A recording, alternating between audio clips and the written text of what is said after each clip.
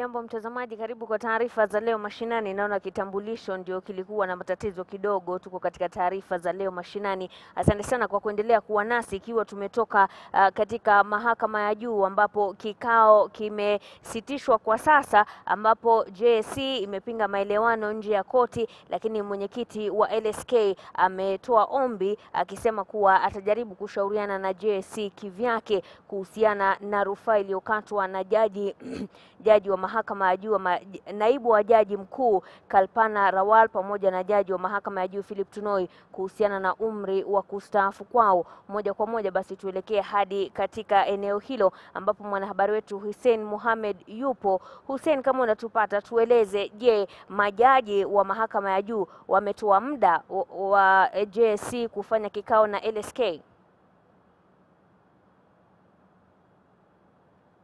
Hussein, tueleze kama majaji wamewapa LSK muda gani wa kushauriana na JSC kuhusiana na zogo hili la umri wa kustaafu kwa majaji.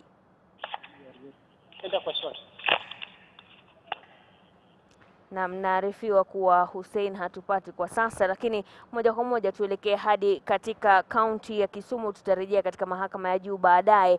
Viongozi wa upinzani wameelekea mjini Kisumu kwenye hafla ya maombi kwa watu watatu waliouawa wakati wa maandamano ya mjini Siaya na Kisumu zaidi ya wiki moja iliyopita. Kiongozi wa CORD Raila Odinga na seneta wa Bungoma Moses Wetangula wameongoza mkutano huo ambao Rashid Ronald, mwanahabari wetu, amenieleza kuwa umekamilika muda mfupi uliopita na anaungana nasi hivi sasa kwa njia ya simu. Rashid, tueleze ni wasia gani ambao uliotolewa na viongozi wa CORD, haswa kama wametaja wale watu ambao watawawakilisha katika kikao kuhusiana na matatizo walionayo kuhusu IEBC? Mashirima, kikao hicho kama ulivyosema kimekamilika tu kama dakika 5 zilizopita, ambapo kilele chake kilikuwa hotuba iliyokuwa ikisubiriwa kwa hamu na gamu na wafuasi wa CORD hapa Kisumu na bila shaka nchi nzima, Raila Odinga. Na kwa kidogo Moses Wetangula hakuungana na wao kwenye kikao cha leo. Ilisemekana kwamba yeye anashughulika na ile mipango ya mazishi ya aliyekuwa waziri yule alifariki Soita Shitanda. Kwa hivyo alimtuma mwakilishi mbunge Wafula Wamunyinyi ambaye aliwasilisha risala zake. Ni kweli upande wa CORD umeweza kusema kwamba umetoa majina wawakilishi wake, majina 5 ya wale watu ambao watawakilisha, na kusema kwamba sasa kazi ni kwa upande wa serikali, na hapo kwamba serikali pia kama haitakuwa imetoa majina ya wawakilishi wake kufikia kabla ya siku hiyo, basi itabidi warejee barabarani siku ya Jumatatu na waendelee na maandamano makali. Upande wa CORD kuna maseneta James Orengo, vile vile Johnson Muthama, na wabunge Esteli Simiyu, Mishi Mbogo kutoka Mombasa, na vile vile wa mwisho walikuwa ni Abdikadir Aden, mbunge Abdikadir Aden. Hao ndio wakilishi wa muungano wa CORD kwenye mazungumzo ambayo wanatarajia kwamba serikali pia nayo itoe wawakilishi 5 ili waweze kukutana pamoja, waweze kushauriana kuhusiana na namna ya shughuli ya kuondoa makamishina wa IEBC studio. Naam, Rashid, umetaja majina 5 ya maseneta 2 na wabunge 3 ambao watawakilisha CORD katika mazungumzo na serikali kuhusiana na matatizo walionayo kuhusiana na IEBC. Je, wamesema kama mazungumzo hayo yatafanywa lini? Wao, kumbuka kwamba hapo Mashirima kwamba muungano wa CORD wiki jana ulisimamisha maandamano hayo hadi tarehe 5, wakisema kwamba ikifika mwisho wa tarehe 5 kabla serikali haijatoa msimamo wake iwapo watashauriana, basi watarejea barabarani. Na kufikia leo sasa upande wa CORD umetoa majina yake ya wawakilishi 5 ambao nimewataja kwa sasa hivi. Sasa wanatoa mwito kwa upande wa Jubilee, yani serikali, ikiwa imejitolea, ina nia njema kuhusiana na madai ya CORD, basi watoe majina yao 5 ili waje kwenye meza waweze kushauriana kuhusu IEBC. Kumbuka vile vile kiongozi wa CORD Raila anasema kwamba amejaribu kukosoa upande wa serikali uliosema kwamba hautaweza kuendeleza shughuli ya kuondoa mawakilishi wa IEBC nje ya katiba ama nje ya sheria. Wanasema kwamba mashauriano ya hapo awali kama vile IPPG yale ya mwaka 1997 yalifanyika nje. Kwa hivyo sio lazima sheria huanzia nje alafu inaingia bungeni. Kwa hivyo hawatakuwa wanavunja sheria kama wanavyodai upande wa Jubilee. Mashirima. Naam, asante sana Rashid Ronald hapo kutoka Kisumu, ambapo kulikuwa na maombi ya watu watatu waliouawa katika kaunti za Kisumu na Siaya wiki jana katika maandamano dhidi ya IEBC. Ni maandamano yaliyoongozwa na upande wa upinzani wa CORD. Basi moja kwa moja turudi hadi katika mahakama ya juu, ambapo muda mfupi uliopita kikao cha leo kilisitishwa kwa muda ili LSK iweze kujipatia nafasi ya kushauriana na JSC kuhusiana na kujaribu kuleta maelewano kati ya upande wa Jaji Kalpana Rawal pamoja na Jaji Philip Tunoi kuhusiana na umri wa kustaafu kwao. Moja kwa moja basi na mpisha Hussein Mohamed ili aweze kutueleza zaidi kuhusiana na yaliyojiri hii leo mahakamani. Naam, shukrani sana Mashirima. Kwa kweli imekuwa ni muda wa saa 3 ambapo wameweza kukaa maafisa au mawakili wa chama cha wanasheria nchini LSK pamoja na wale wa tume ya huduma kwa mahakama, mawakili wake pamoja na pande tofauti ambazo zipo katika mzozano huu, ikiwa ni mzozano kuhusu umri wa kustaafu wa majaji. Mapema hii leo basi Jaji Mkuu Willy Mutunga aliweza kuamuru pande zote waweze kukutana katika chumba cha faragha kuweza kutafuta suluhu ya swala zima. Lakini baada ya saa 3 ya kuweza kuzungumza, waliweza kurejea katika mahakama hii ya juu, na kauli yao basi ikakuwa ni kuwa pande tofauti zina kauli tofauti. Wakili wa tume ya huduma kwa mahakama ambao ni wakili Ahmed Nasir Abdullahi aliweza kusema kuwa yeye kwa niaba ya tume ya huduma kwa mahakama kuwa hawajakubaliana na zile matakwa waliweza kutoa mbele ya kamati tofauti ambao walihusika katika shughuli nzima. Pia wakili John Khaminwa pia aliweza kutoa kauli yake na kusema kuwa kufuatia ule mvutano au mzozano ambao unaendelea kuibuka, aliamuru, aliweza kutoa pendekezo kuwa mahakama au mahakama kuu, Jaji Mkuu pamoja na wenzake waweze kukaa chini na kuendelea na masikizo haya ya kesi hii ambayo iko mbele yao. Na mtu kugusia basi Mashirima ni kuwa ni kesi ambao inazingirwa na swala la umri wa kustaafu kwa majaji. Mapema hii leo basi tumeweza kushuhudia masuala tofauti, ikiwa ni baadhi ya wakili Kanjama pamoja na wakili Nasid akiweza kutofautiana na wakili Khaminwa. Lote ikiwa ni kuwa wakili wa LSK aliweza kusema kuwa LSK ambao ni chama cha wanasheria nchini, akisema kuwa suluhu itafutwe kando na mahakama, waweze pande zote tofauti ziweze kuwa na suluhu. Lakini wakili Khaminwa aliweza kusema kuwa pande zote zina kauli au zina misimamo dhabiti, akiweza kumtaja wakili Ahmed Nasir akisema kuwa yeye msimamo wake kila mtu anajua, kwa hivyo hakuna haja ya kuendelea na masikizo au mdahalo nje ya koti, na kuamuru na kumtaka Jaji Mkuu Willy Mutunga aweze kuendeleza kesi hiyo. Na mtu labda kugusia tu ni kuwa amesema kuwa kufuatia tofauti hiyo, Jaji Mkuu akaamuru kuwa aweze mwenyekiti wa chama cha wanasheria nchini LSK Bwana Okello aweze kukutana na tume ya huduma kwa mahakama siku ya Jumatatu waweze kumpatia jawabu. Kwa hivyo saa 8:30 siku ya Jumatatu wataweza kukutana na tume ya huduma kwa mahakama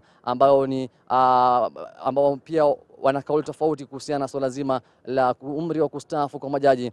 Lakini tu kufahamisha tu watazamaji ni kuwa ni kesi ambao imetoka kuanzia siku ya Ijumaa, ambapo tuliweza kumpata Jaji Njoki Ndung'u akiweza kutoa ile agizo la kusitisha maagizo ya mahakama ya rufaa.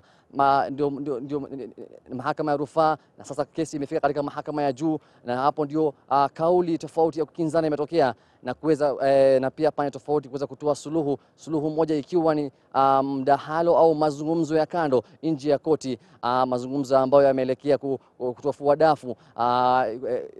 dafu. Basi Jaji Mkuu Willy Mutunga ambaye ndio rais wa mahakama ya juu akaweza kutoa kauli yake na kusema Jumatatu inayokuja aweze kupata kauli nzima kuhusiana na suluhu hii, ikiwa ni mkutano baina ya tume ya huduma kwa mahakama na mwenyekiti au rais wa chama cha wanasheria nchini LSK Bwana Okello aweze kukutana nao ili kuona iwapo kutakuwa na suluhu au la?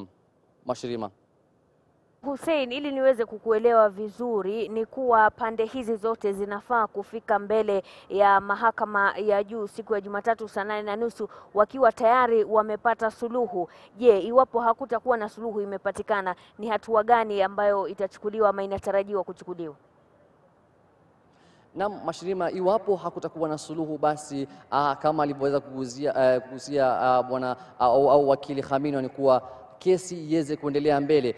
Ni kesi ambayo iliweza kufika hapa, kwa hivyo mawakili kutoka mawakili wa upande tofauti, ikiwa ni wakili Khamino na wakili Ahmed Nasir, wanataka kesi iendelee.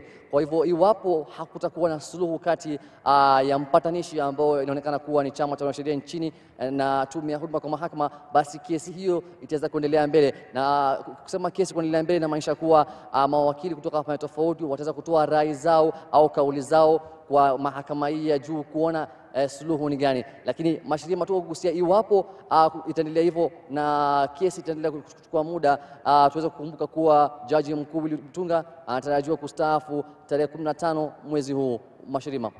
Naam, asante sana Hussein Mohamed akiwa katika mahakama ya juu akiwa anatueleza kuhusiana na kikao cha leo ambacho kilianza asubuhi, kisha Jaji Mkuu Willy Mutunga akawapa mawakili wa pande za JSC pamoja na LSK pamoja na mawakili wa majaji Rawal na Tunoi muda wa kuweza kutafuta suluhu ya nje ya koti. Hata hivyo, baada ya saa hizo tatu walikuwa hawajaafikiana, na pia wamepatiwa muda zaidi baada ya LSK kutoa ombi hilo la kupewa muda zaidi wa kujaribu kuzungumza na JSC kivyake ili waweze kupata suluhu nje ya koti, na inatarajiwa kwamba watatoa majibu siku ya Jumatatu mwendo wa saa 8:30 katika mahakama ya juu. Tutaendelea kukuarifu kuhusiana na yanayojiri mahakamani, lakini tukielekea katika taarifa nyingine, watu wawili wameaga dunia na mmoja kulazwa hospitalini akiwa na majeraha mabaya baada ya ambulensi ya serikali ya kaunti kuhusika kwenye ajali katika eneo la Mwingi, kaunti ya Kitui.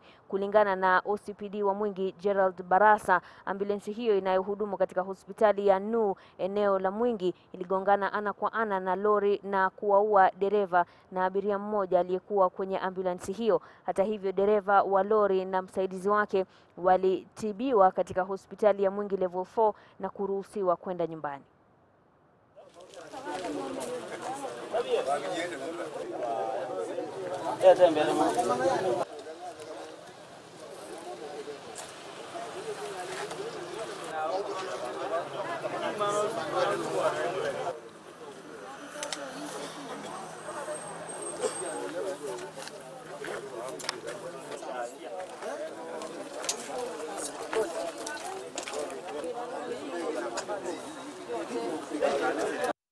Elekea kaunti ya Isiolo sasa, mjadala kuhusu kufunguliwa kwa uwanja wa ndege wa Isiolo na jinsi kutaathiri maisha ya wakazi wa eneo hilo ulichukua usukani wakati wa sherehe za Madaraka. Wakazi hao wameweka matumaini yao katika ajira kwa vijana pindi milango ya uwanja huo itakapofunguliwa majuma machache yajayo. Cecilia Wakesho anaarifu.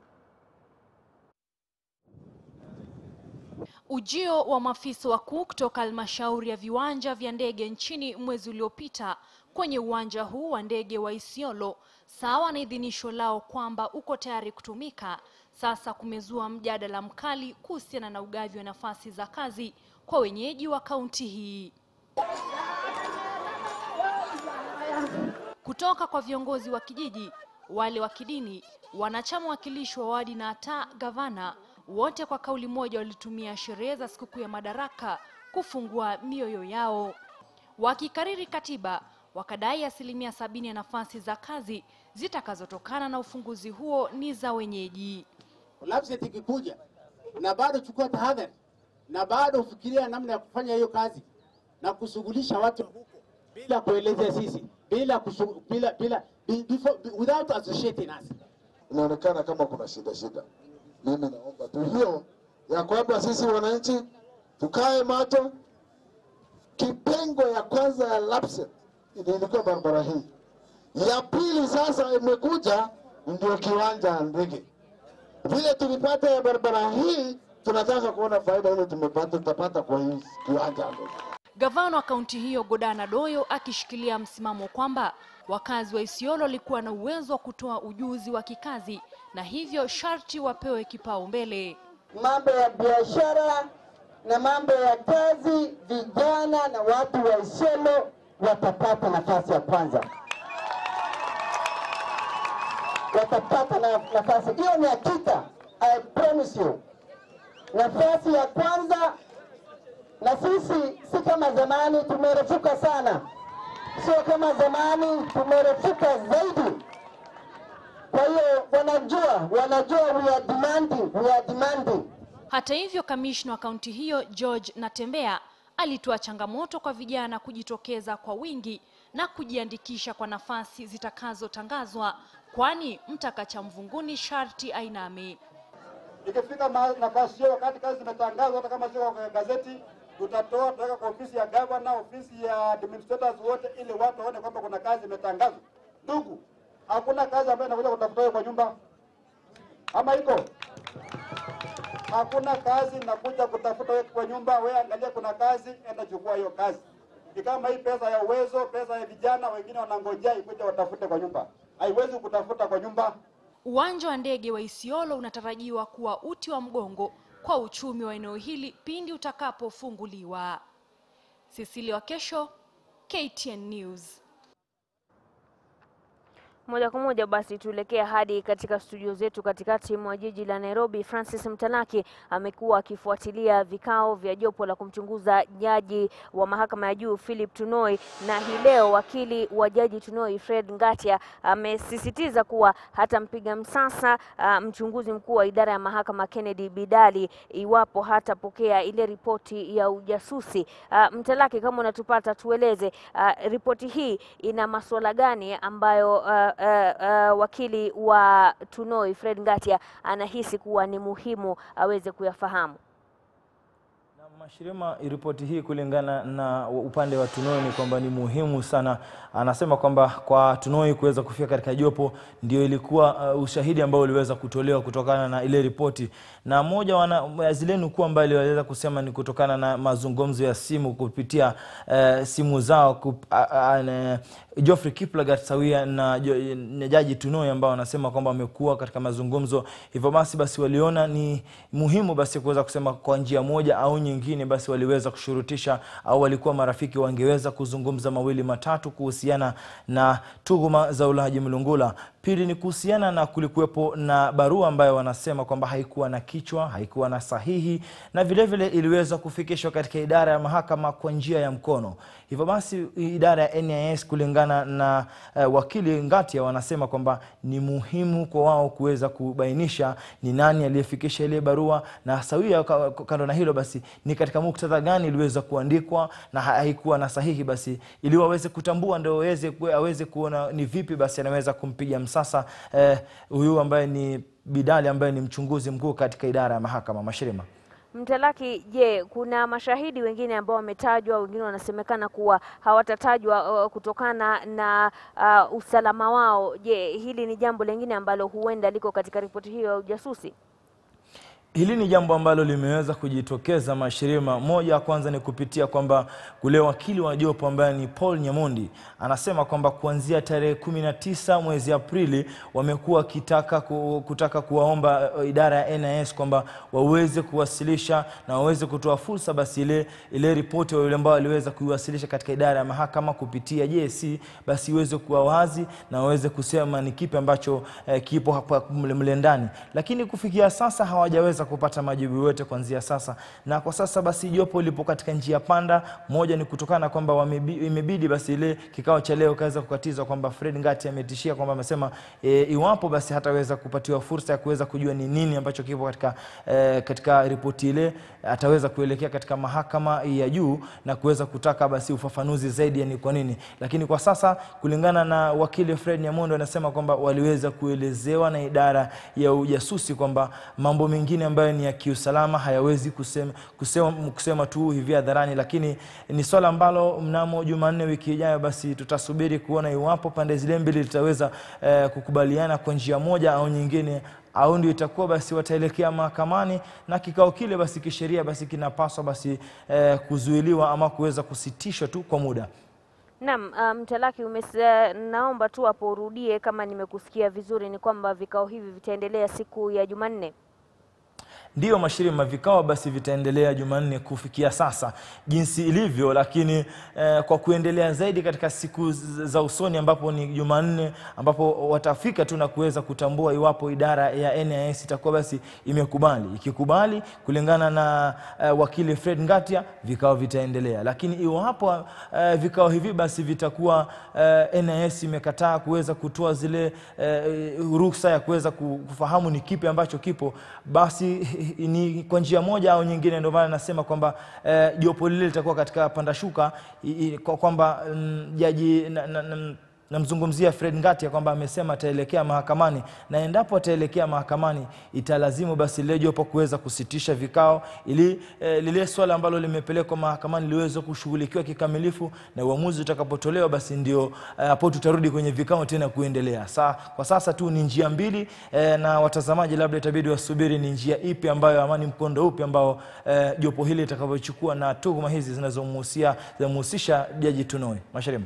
Naam, asante sana Francis Mtalaki akiwa anatueleza yaliyojiri katika kikao cha jopo la kumchunguza jaji wa mahakama ya juu Philip Tunoi dhidi ya madai ya kupokea hongo. Kwengineko, sherehe za madaraka katika kaunti ya Tharaka Nithi zilikumbwa na utata hapo jana baada ya wafuasi wa gavana na wale wa mbunge wa Chuka kukabiliana.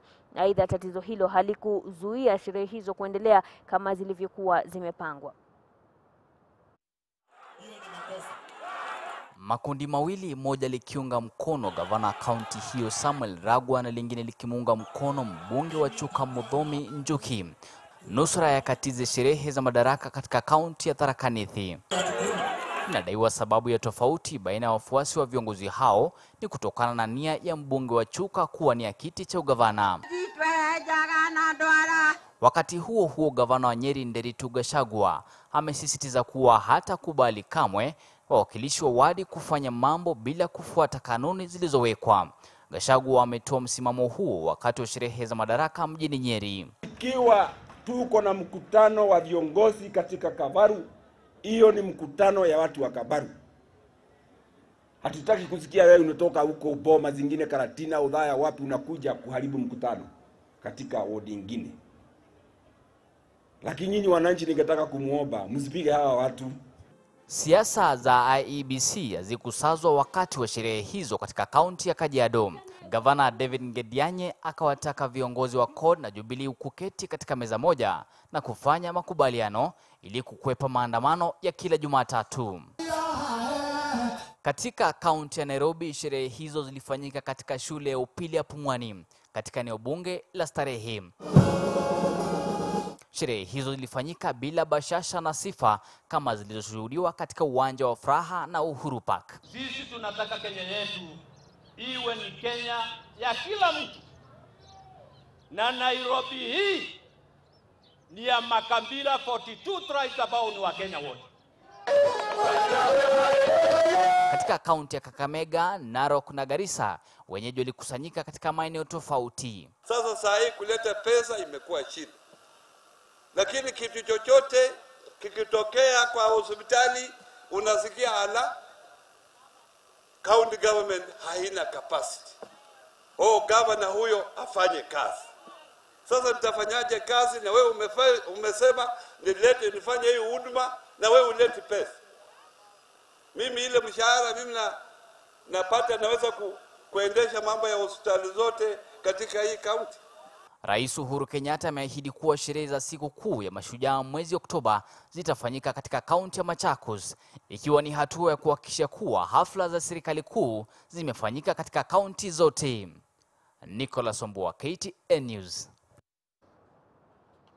Mtazamaji, napumzika kidogo, nitarejea katika muda usio mrefu na taarifa zaidi. Usiende mbali.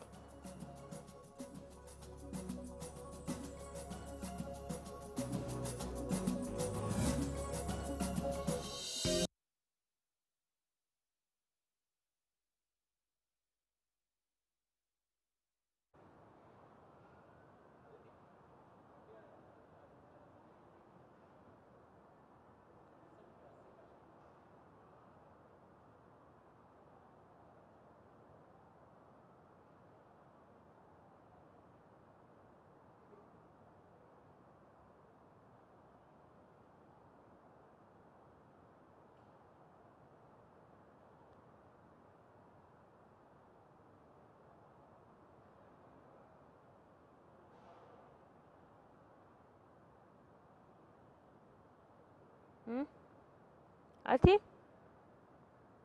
Okay.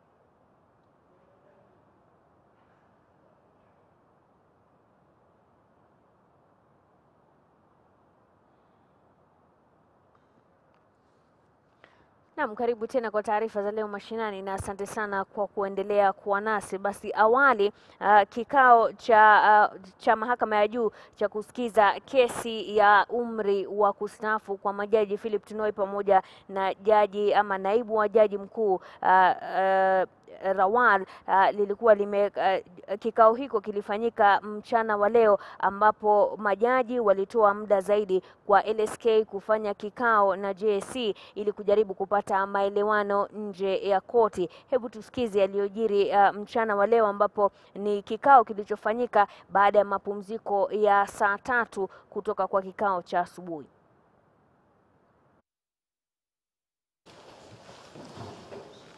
My Lords, thank you so much for granting us an opportunity to have a meeting with the various parties to this application.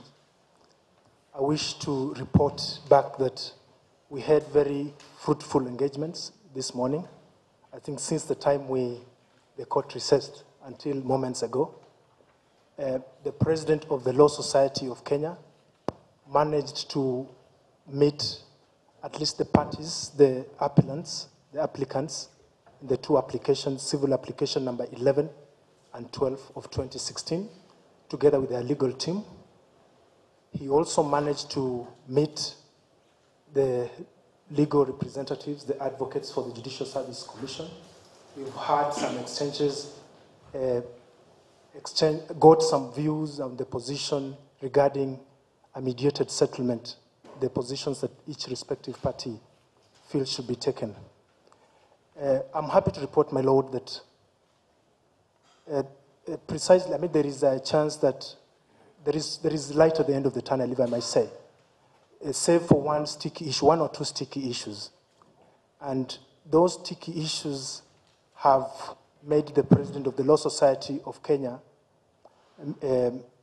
appeal to the court that he needs a bit of time to also, in the same way that he met the two parties in person, that he also engages with the members of the Judicial Service Commission in person, because he feels that when you have that personal interaction with the parties, there is a way that certain finer details of the mediated settlement might be hammered out. Not to take out the tremendous work and good faith exhibited by the advocates for both sides, for all sides, the advocates for the Judicial Service Commission, who we believe also have given the position for the Judicial Service Commission. Nonetheless, I think the President feels that a personal engagement with the members of the Judicial Service Commission will go a long way into ensuring that there is some amicable settlement on some of the issues that are there. So I stand here to seek the court's indulgence that, if possible, we grant the Law Society President this opportunity to meet with these members of the Judicial Service Commission. He is ready. He's devoted all the time to do this together with counsel, and I believe it will be, given where we are, we should not abandon this process. I think it promises quite an amicable resolution of these matters within the Constitution. That is my plea. But again, at the end of the day, I also appreciate that the court will have two options, either to consider whether we can move on with this process of mediation as proposed with the progress we've made so far, or if the court wishes to go ahead with the various applications which are there. I feel that if we gave this process of mediation a bit of chance, there is a likelihood that perhaps we can resolve all the issues that are here. That's all, my Lords. That's what I wanted to report to your Lordships. Thank you. So are you saying the President is available to meet the JSC at any point? He's available anytime together with counsel, including this afternoon. of course subject to the availability of the JSC members, but he's available and is committed to doing exactly that. Oh, we can't get them this afternoon. Yeah, anytime, my lord, that is available, be it the weekend, be it tomorrow, he's available. Okay, let's hear responses from the council. That's the LSK proposal.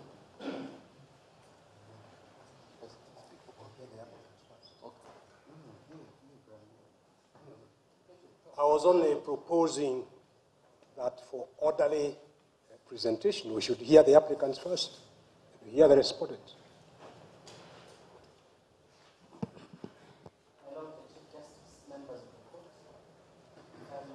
I associate myself with what the advocate for LSK has said. I have nothing further to add.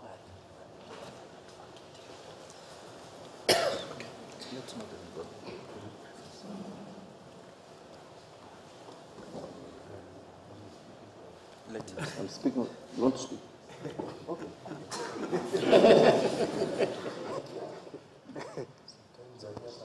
My good friend almost took over my brief, but let me say this on behalf of the client I have been representing. We worked hard and came at short notice, met the president of the Law Society, had a very useful engagement. As a matter of fact, he said the proposal that we made was eminently reasonable. It will conclude this process. It is the same proposal I had prior to filing this petition, which was a mediated settlement. It is never too late to go back on track. I have no doubt, my Lord Chief Justice, members of the court, that if you give this one more chance, you'll have resolved what should never have been a litigated process. So if the request finds favor with you, please give it a little bit more time.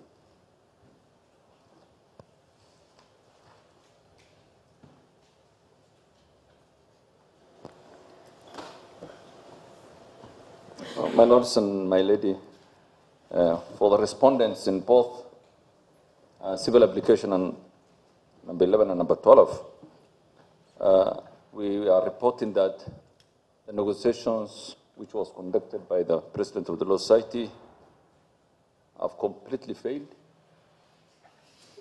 Nothing substantive, my lord, was put on the table for the respondent to look into, not a single proposal. We have contacted our clients. We have briefed them of the various issues that was discussed. Our instructions, my lords and my ladies, that we proceed with this application. My clients are in a difficult position. There are court orders that subsist against them, and it's only fair and equitable that this matter do proceed this afternoon. We are ready to proceed.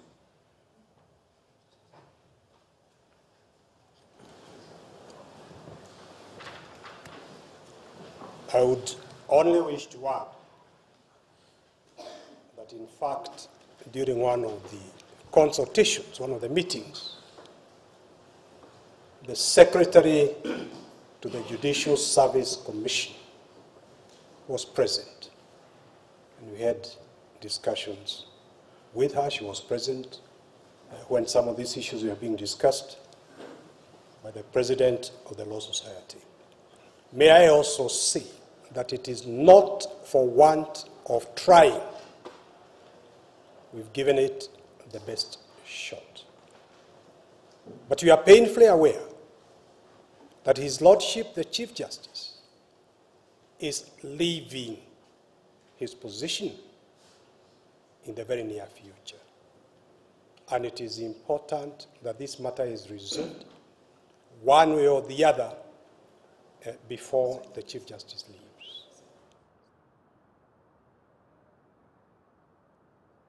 Naam, ni kikao cha alasiri ambacho kilitokea awali katika mahakama ya juu, wakati ambapo mawakili wa upande wa JSC, upande wa majaji Tunoi na Rawal na pia upande wa LSK wakiwa wanajadili namna za kutatua rufaa hiyo ama tatizo hilo nje ya mahakama, na majaji watano waliokaa katika mahakama ya juu waliamua kuwa pande hizi zote ziweze kukaa chini na kutoa matokeo ya mazungumzo yao siku ya Jumatatu mwendo wa saa 8:30. Nitarejea katika muda usio mrefu na yanayojiri. Endelea kuwa nasi.